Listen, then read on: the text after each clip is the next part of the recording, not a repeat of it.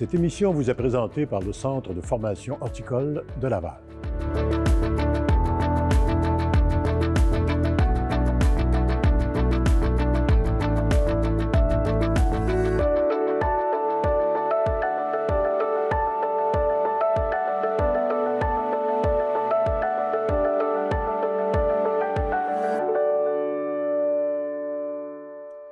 Bonjour et bienvenue à Horticulture.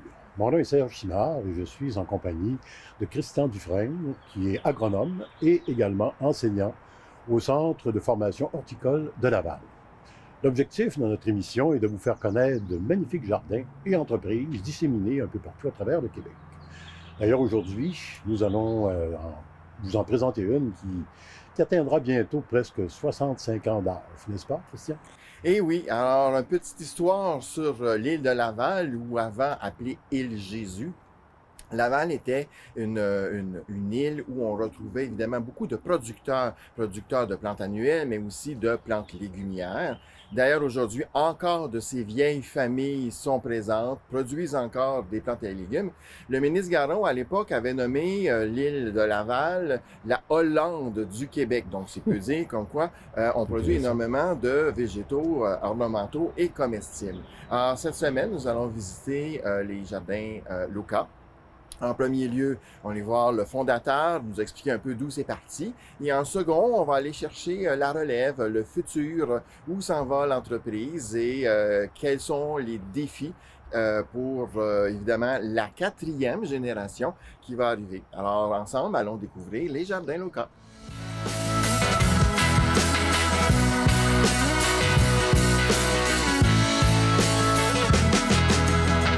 Alors, je suis à Laval, sur le boulevard Sainte-Rose, à la pépinière Loka, en compagnie de Yolande Loka, 2e génération.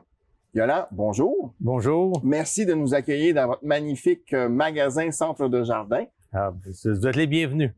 Yolande, cette entreprise-là, elle est partie de où? Qui a commencé l'idée de Loka? C'est une longue histoire. À l'origine, c'est mon père qui a parti ça, Robert. Quand il s'est marié avec ma mère, à l'origine, c'était des maraîchers. Ils ont toujours eu une petite serre, puis ils produisaient des plantes, des fleurs, mais vraiment sur une petite échelle. Le printemps, au mois de mai, les gens venaient chercher leurs fleurs ici. C'est comme ça vraiment que ça a commencé. Ensuite, moi, dans les années 81, quand j'ai lâché l'école, là, je me suis mis avec lui. On a grossi l'entreprise. Puis, de fil en aiguille, on est rendu là avec l'entreprise qu'on a aujourd'hui avec Sébastien Paniclaude. L'entreprise a commencé vers quelle époque avec votre père au départ? Je vous dirais que ça fait 65 ans que c'est parti.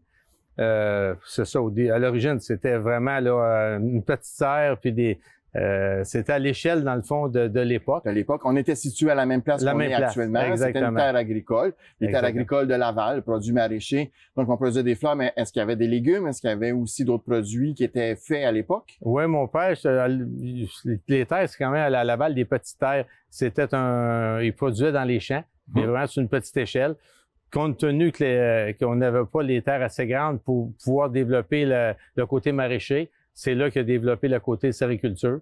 Puis d'année en année, il rajoutait des serres. Puis pendant longtemps, il vendait le printemps ici, puis il produisait dans ses serres pour d'autres centres jardins.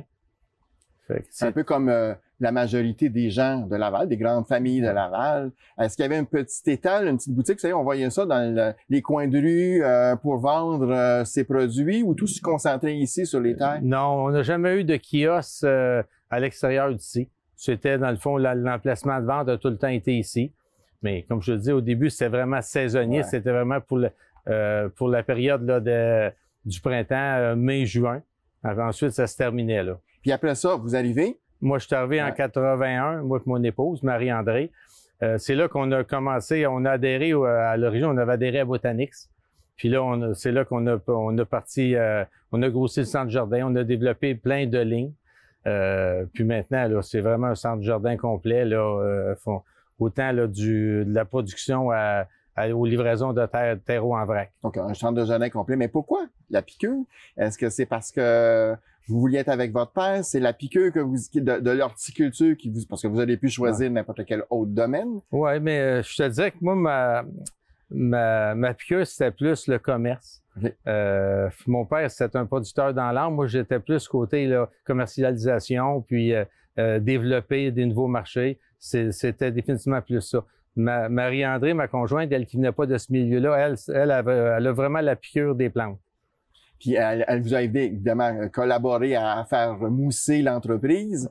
Par la suite, les enfants sont arrivés. Oui, puis même, écoute, Marie-André, ça a été depuis quand on s'est marié en 81, elle a tout le temps été impliquée là, à 100% dans l'entreprise. Elle était actionnaire jusqu'à temps qu'elle transfère ses parts à elle, aux enfants, à Sébastien et Panny-Claude. Mais elle était vraiment appliquée à 100%. Là. On voit vraiment que c'est une entreprise familiale. Ah oui, définitivement. C'est une entreprise familiale. Est-ce que vous êtes encore actif, retraite, pré-retraité, ou vous prévoyez pas de retraite? Oui, je te disais que je suis entre la pré-retraite puis la retraite. Là. On passe l'hiver à l'extérieur, mais non, le printemps, on est tout le temps ici. On travaille encore énormément ici. Donc, vous avez encore la fibre de l'horticulture. Ah, ça, je pense que c'est dans nous autres, puis ça partira pas, là. Puis, qu'est-ce que vous voyez comme futur? On sait que les enfants arrivent, évidemment, vont faire des modifications, mais qu'est-ce que vous voyez un peu pour le plus tard là, dans votre entreprise, puis celle que vous avez héritée, évidemment, de votre père? Bien, on a la chance. Sébastien, lui, a 2 petites filles, Jade et Annabelle, qui ont 16 ans puis 15 ans. Eux autres ont même commencé, ils partent les fins de semaine, ils travaillent avec nous autres. Puis en tout cas... 4e génération. Oui. Puis il semble avoir un intérêt là, pour une des deux, un intérêt de continuer là, l'entreprise. Fait qu'on l'encourage dans ce sens-là. Bien, Yolande Loca, merci. Ouais. Bienvenue. 3 générations, bel esprit de famille. D'ailleurs, on va rencontrer cette relève un petit peu plus tard dans l'émission. Mais pour l'heure, nous allons parler de choses beaucoup plus terre à terre. Les pots. Comment les choisir et comment les utiliser. Cette semaine, à la chronique technique, je vous parle des pots. Les pots sont essentiels comme complément à l'aménagement paysager, d'autant plus que les résidences sont de plus en plus petites, de plus en plus serrées. Les résidences bungalows deviennent des condos, deviennent des maisons de ville, et on doit de plus en plus cultiver en pot. Qu'est-ce qu'on va retrouver sur le marché? Vous avez plusieurs catégories de pots. On va commencer par les premiers. Les premiers pots sont les pots de plastique, les pots que l'on voit un peu partout. Lorsqu'on achète nos végétaux, on les reçoit dans des pots de plastique. Des pots de plastique un peu à l'effigie de celui-ci, des pots de production, ou des pots qui sont un petit peu plus décoratifs. L'avantage du pot de plastique, c'est qu'il est évidemment très léger à manipuler. Il est aussi présenté sous différentes formes, sur différents volumes. On peut avoir des pots patios, des pots très, très gros, ce qui nous permet évidemment de les manipuler plus aisément. Ce qu'il faut comprendre lorsqu'on achète les pots de plastique, l'inconvénient, c'est que ça ne respire pas. Donc, en ne respirant pas, l'eau reste à l'intérieur et si on arrose trop, le problème de la plupart des gens, c'est de trop arroser, bien, les plantes vont pourrir, tout simplement. Il faut donc s'assurer qu'à la base, on a assez de trous de drainage pour permettre à l'eau de bien s'égoutter. Je vous présente ici une balconnière qu'on achète sur le marché, mais vous voyez dans le fond, il n'y a aucun trou de drainage. Donc, si moi, je plante directement là-dessus, ça va devenir une piscine et évidemment, les plantes vont dépérir. Alors, avec un outil, je vais tout simplement faire des trous au niveau de sa base pour permettre d'avoir un bon égouttement. Avec le temps, si vous voyez que ça ne s'égoutte pas assez, refaites des trous de drainage, tout simplement pour éviter que ça devienne encore là un peu trop aqueux, un peu trop humide. Deuxième type de pot qu'on va retrouver sur le marché, ce sont les pots de céramique ou les pots de terre cuite. Bien, je vous présente un pot de terre cuite, c'est un pot standard, traditionnel, terracotta et ainsi de suite. Alors, on a ce type de pot-là sous la forme d'une fraisière, mais vous l'avez aussi maintenant décliné en brun, en beige, avec des textures, avec des choses qui sont quand même assez intéressantes. Ces pots de terre cuite-là ne sont pas cirés, ne sont pas vernis, donc ça permet encore là à la plante de bien respirer, aux racines de respirer. S'assurer que toujours le trou de drainage est bien dégagé pour permettre à l'eau de circuler. L'avantage de ces pots-là, comme je vous disais, c'est que la plante a une meilleure facilité de croissance. L'inconvénient, c'est qu'ils sont lourds. Hein, on a un pot quand même assez pesant, surtout lorsqu'on arrive à des gros pots. Et il se peut que les sels minéraux viennent évidemment blanchir le pourtour du pot, surtout les vieux pots. Tout simplement, ce qu'il faut faire, c'est les laver dans l'eau, le diluer avec un petit peu de savon, et le tour est joué et on revient. Vous avez également des pots qui sont plus décoratifs, okay? Des pots qui sont vernis. Attention, parce que ces pots-là sont des cache-pots. Ils ne sont pas des pots. Donc, si vous voyez à l'intérieur, je n'ai pas de trou de drainage. Mais c'est le fun pour mettre une plante. On prend la plante. Je vais reprendre celle qui est en avant pour bien vous l'illustrer. J'ai une plante dans un pot de production et je viens tout simplement la déposer dans le pot. Donc, au point de vue décoratif, c'est intéressant. Lorsque je vais l'arroser, évidemment, je vais la sortir de ce pot-là, l'arroser et la remettre dans le cache-pot. Il serait difficile de faire des trous de drainage parce que le pot risque d'éclater étant donné que c'est soit de la céramique ou de la terre cuite. Vous en avez de différentes catégories. Si devant moi, je vous montre un peu, vous avez des pots qui sont plus décoratifs. Et là, on entre vraiment dans la décoration de plantes d'intérieur. Donc, les avantages, très bons pour la plante. L'inconvénient, le poids. Autre pot qu'on va retrouver sur le marché ou contenant, ce sont les contenants en métal. Le contenant en métal, bien, dans ce cas-là, c'est des cache-pots. On pourrait lui faire des trous. C'est la mode, là. C'est la mode post-industrielle. On veut mettre un peu de métal, d'acier brossé, et ainsi de suite. L'avantage de ces pots-là, c'est au point de vue esthétique. L'inconvénient, le grand inconvénient, c'est que c'est très chaud. Le métal, si on le met au soleil, il va devenir bouillant. Donc, si c'est chaud, il va transmettre la chaleur au niveau de la terre et de la masse racinaire et vous allez constamment passer votre temps à arroser. Donc, c'est un choix qui peut être intéressant dans une place qui est mi-ombre et où on est capable de venir arroser ou une plante qui est résistante à la sécheresse. Exemple, on pourrait faire un arrangement de cactacées. Bien, ça pourrait mieux convenir qu'une plante qui demanderait, comme une fougère, beaucoup plus d'eau. Ça aussi, on en a évidemment beaucoup de sortes. On a beaucoup de modèles sur le marché et intéressant, comme je vous dis, au point de vue de décor et de design. Autre pot que l'on a, et les gens ne les connaissent pas trop, ce sont les pots de tissu. Les pots de tissu comme celui-ci, hein? Alors, vous voyez, c'est un tissu qui ressemble beaucoup à un tissu de tapis ou comment on appelle ça, un géotextile, excusez-moi. Hein, le géotextile, ça ressemble beaucoup à un géotextile. Donc, l'avantage, c'est que c'est facilement pliable. C'est quand même assez léger comme pot. On va mettre la terre à l'intérieur de ça et on va cultiver directement dans le pot. L'avantage, c'est que ça dure 20 ans. On n'a pas à vider à chaque année, on a juste à rajouter un peu de terre, un peu de matière organique. L'eau, les minéraux, l'humidité s'installent. Et l'avantage supplémentaire, c'est que si on veut cultiver, par exemple, sur une surface qui est bétonnée, asphaltée, solide et minérale, on a tout simplement qu'à déposer le pot et venir cultiver dedans. C'est tout. Donc, faire des potagers de ville, des potagers dans les cours d'école, dans les endroits où on ne peut pas vraiment creuser au niveau du sol et c'est facilement transportable, mais ce pot-là devient évidemment un atout essentiel. Il existe des variantes. Faites attention quand vous allez acheter parce que comme toute autre chose, il y a des qualités supérieures, des qualités qui sont moindres. Il y a aussi un autre pot qui est plus fait en plastique. Avec des trous de drainage, on les voit peut-être moins bien, là, mais il y a des petits trous un peu partout pour permettre le drainage. Mais ce pot-là, il est intéressant parce qu'il y a des poignées, il se transfère de différents endroits facilement. Mais l'inconvénient, c'est le même que pour le pot de plastique. Il ne respire pas. Donc, il peut risquer, si on le met à plat et que le terreau est plus ou moins de qualité, de faire quelque chose qui va devenir plus une piscine encore, qu'un élément qui est intéressant. Je ne vais pas dire qu'il n'est pas bon. Il est intéressant, mais il faut savoir comment l'utiliser et où l'installer. Celui-ci est peut-être un petit peu meilleur pour les gens qui commencent, alors que celui-ci peut-être un petit peu plus pour les gens qui sont plus habitués avec la culture en contenant. Dernier contenant ou dernière catégorie de contenant qu'on retrouvait autrefois puis qu'on voit de moins en moins, c'est le contenant qui est fait soit en rotin, en paille, en bambou et autres. La présence sur le marché est sporadique. Là, des fois oui, des fois non. Ça dépend des modes et des tendances. Ça, c'est une jardinière qu'on vient... c'est une jardinière qu'on vient suspendre. souvent, mais à l'intérieur, comme vous pouvez voir, il y a un plastique pour empêcher que la terre déborde par, évidemment, tous les espaces qui sont là.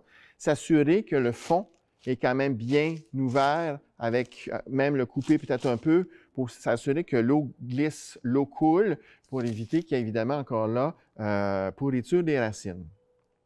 Un coup rempli, mouillé, ça devient quand même un pot qui est quand même assez pesant. Attention aussi, quand vous allez utiliser ces pots-là, de mettre à l'intérieur, de déposer à l'intérieur un substrat spécialisé pour le contenant, hein, pour la culture en contenant. Si vous utilisez de la terre conventionnelle, ça va devenir extrêmement lourd, donc très difficile à manipuler, alors que le substrat spécialisé contient à la fois soit de la mycorhize qui va aider à la racine, mais aussi des agents liants, des agents mouillants pour permettre à l'eau de bien rester au niveau de la masse racinaire dans son pot. J'espère que cette petite chronique vous a aidé à mieux comprendre l'univers des pots. Je vais vous souhaiter un bon jardinage avec vos plantes cet été, cet automne, cet hiver et même, pourquoi pas, à l'intérieur. Bon jardinage! Eh bien, moi qui ai de la difficulté à choisir mes plantes, ça vient de régler mon problème avec les pots. Merci, Christian. D'ailleurs, on s'en va rencontrer la relève. Effectivement, Serge, la relève qui est très importante pour nos entreprises québécoises dans tous les niveaux confondus. Alors, les parents, les grands-parents, les arrière-grands-parents ont fondé des entreprises, mais ces entreprises-là ont besoin de relève. Et à la Pépinière Loca, on a la chance d'avoir 2 jeunes dynamiques qui ont pris le flambeau et qui préparent même la 4e génération, si elles le veulent bien, à continuer le beau travail de l'horticulture à la Pépinière Loca. Allons donc rencontrer Sébastien et Annie-Claude.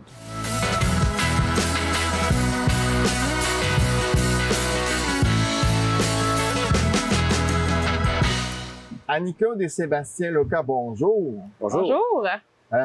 Tantôt, j'étais avec le paternel, 2e, maintenant la 3e génération, c'est vous. Oui. Vous êtes arrivé quand dans le décor de Pépinière Loca? Ben, je vais y aller en premier parce que c'est moi le premier qui est arrivé.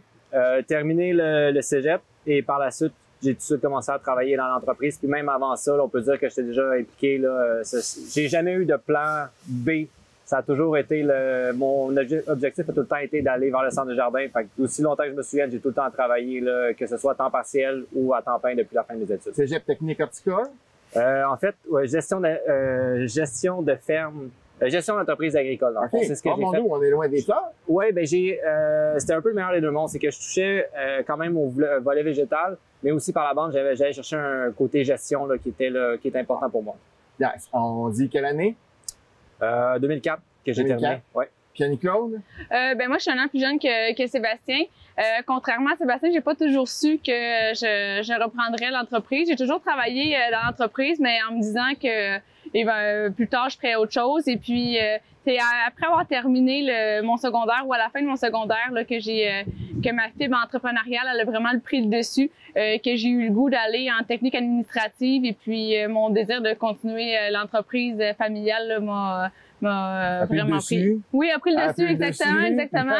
Et puis, c'est ça, dans le fond, depuis tout au long de mes études, j'ai travaillé dans l'entreprise, puis j'ai jamais quitté. J'ai toujours travaillé activement avec mon père, mon frère, ma mère, et puis avec mon grand-père, là, dès quand j'étais plus jeune, là, quand on était dans mes études, mon grand-père était, il travaillait plus en tant que gestionnaire, mais il nous aidait, il nous donnait un coup de main, il se promenait dans les allées, puis il était toujours très, très fier de nous voir faire fleurir sa belle entreprise qui avait parti de plusieurs années, donc c'est ça. 3 générations. Oui. Quand vous êtes arrivé, là, est-ce que c'était un gros défi pour vous? Est-ce que vous voyez ça comme étant une montagne? Parce que c'est pas évident, là, des jeunes qui arrivent, l'entreprise est bien installée, il y a quand même le défi de la relève qui est là. Comment vous avez travaillé comment vous avez vécu le début avec ça? Là? Ben, en fait, on a été chanceux parce que l'entreprise était déjà bien établie. Là. On n'a pas eu besoin on a tout le temps travaillé fort. Ça a tout le temps été dans notre ADN de se lever le matin et de travailler jusqu'à très tard le soir quand c'était le temps. Mais l'entreprise était en bonne santé, on était établi. Donc, c'était facile. On arrivait dans le fond pour amener des nouvelles idées, du sang neuf dans le fond. Fait puis on a eu une énorme confiance aussi de la part de notre père. On n'a jamais eu l'impression qu'on était qui gardait le contrôle même sur nos décisions. On a tout le temps eu une liberté là, de développer nos projets et d'amener nos idées le plus loin possible. Là. Fait que... Déjà, le transfert à la relève se faisait de façon naturelle. Oui, Ouais, naturel, et c'est ça exactement. Et on n'avait jamais de pression, comme Sébastien disait. Ils sont allés tranquillement aussi dans la responsabilisation, donc ils ne sont pas arrivés en nous laissant tout sur nos épaules. Non, c'est ça, exactement. C'était plus, ils ont toujours été là pour nous épauler. On travaillait en équipe, on allait de l'avant, puis d'année en année, on prenait de plus en plus de responsabilités, de la confiance. Quand on a eu des questions, ils ont toujours été là pour nous épauler. Mais de l'autre côté, ils ont tout le temps été ouverts d'esprit pour écouter puis mettre de l'avant nos nouvelles idées qu'on avait. Donc, on a eu un super de beau support, puis ça s'est bien fait, ça a été facile. J'imagine, avec vos études respectives, que toi, tu vas plus spécialisé dans la production, les végétaux, toi plus dans l'administration marketing. Oui. C'est quoi ton défi? Aïe, aïe. Ben, en fait, mon défi actuel, c'est de mieux faire en ayant une moins grande empreinte. Dans le fond, de plus en plus, dans le fond, on est concerné sur l'efficacité énergétique, mieux utiliser notre eau, avoir des meilleures pratiques. Là, on a, d'ailleurs, une de nos fiertés, là, on a réussi à complètement éliminer les pesticides chimiques côté tropical. Puis on travaille à ça côté fleur annuelle. C'est plus compliqué parce que les parasites sont un petit peu plus difficiles à gérer. Mais c'est vraiment quelque chose dont on veut mieux produire, mieux faire là, pour les générations de demain. Parce que pour moi, là, c'est un défi là, qui est vraiment important. Là. Puis c'est dans l'air du temps aussi de s'en aller là-dessus. On parle beaucoup de biodiversité et ainsi de suite. Bon, ben évidemment que ça colle là-dessus. Est-ce que tu produis la totalité des végétaux d'ici ou tu achètes, tu importes? J'arrive pas à faire tout ce qu'on vend parce c'est quand même des belles années là. Donc, mais honnêtement, on essaie là, de garder là, le meilleur contrôle possible sur notre production, puis on essaie d'en faire le plus possible. À chaque année, là, on agrandit notre superficie soit qu'on agrandit, soit qu'on optimise l'espace, mais on veut vraiment essayer là, d'être le plus autonome possible. C'est impossible parce que le volume est trop grand, mais on se fait une fierté dans le fond de produire nos végétaux, les offrir à nos clients. C'est quoi que tu produis? Est-ce que tu produis de l'annuel, de la vivace? Majoritairement des annuels, mais on fait aussi des vivaces, là, puis je fais aussi des plantes tropicales. OK, quand même. OK, tu t'en vas déjà dans les plantes tropicales. Oui. Puis toi, après ça, bien évidemment, c'est de mettre en marché tout ça, de faire l'agencement et ainsi de suite. Oui, ben la mise en marché, le marketing, tout ce qui est ressources humaines aussi. Donc, on est une belle grande entreprise. On a 70 employés dans nos grosses périodes. Donc, dans le fond, orchestrer, diriger les départements, s'assurer que chacun des départements vont bien, que dans le fond, c'est vraiment mon rôle à moi dans l'entreprise. S'assurer une bonne rotation d'inventaire, s'assurer que les achats sont bien faits. Donc aussi, beaucoup de travail au niveau des achats. Donc moi, je suis pas vraiment au niveau des plantes. C'est la passion de mon frère. Je suis, dans le fond, j'enveloppe là, tout le reste des... Tu sais, on voit que c'est beau, la mise en valeur des produits. Est-ce que vous avez engagé quelqu'un? Est-ce que c'est vous deux ensemble qui vous assurez que tout fonctionne, tout est cute, comme on dit? Là? Ben oui, on a des personnes qui font la mise en marché, mais exemple, le concept d'ici, c'est surtout ma mère, en fond, qui nous a habitués à travailler d'aussi longtemps que je me souvienne. On a tout le temps eu cette façon-là de monter les tables. On essaie d'apporter le plus d'attention aux détails. On veut vraiment créer quelque chose qui est inspirant pour les clients. On veut vraiment que ça soit une belle ère de magasinage. Ouais.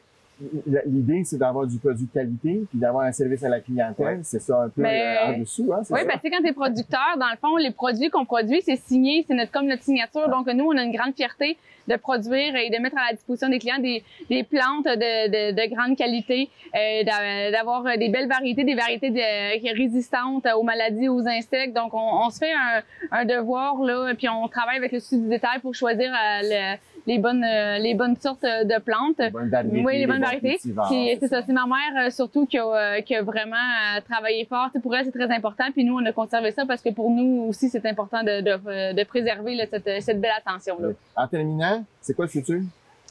Il est beau le futur. C'est bien. Oui. Ben, c'est de répondre aux nouveaux défis. On se le cachera pas, on est en ville. Ça a tellement changé l'horticulture autant qu'avant Laval, c'était des champs, c'était semi-rural, que maintenant c'est rendu urbain, c'est des constructions en hauteur, on a de moins en moins de mini-familiales qui se construisent. Fait que c'est vraiment de relever là, les nouveaux défis de nos nouveaux clients. C'est de leur offrir, continuer de leur offrir des produits qui vont être adaptés pour eux.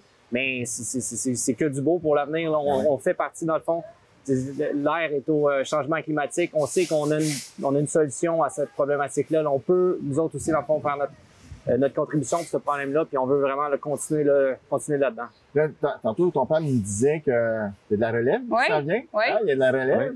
Oui. Oui. Est-ce que vous pensez qu'elle va embarquer dans la 4e génération? Ils sont jeunes encore. Oui, ils sont jeunes. Puis c'est dans le fond, on a tellement eu une liberté quand on était jeunes.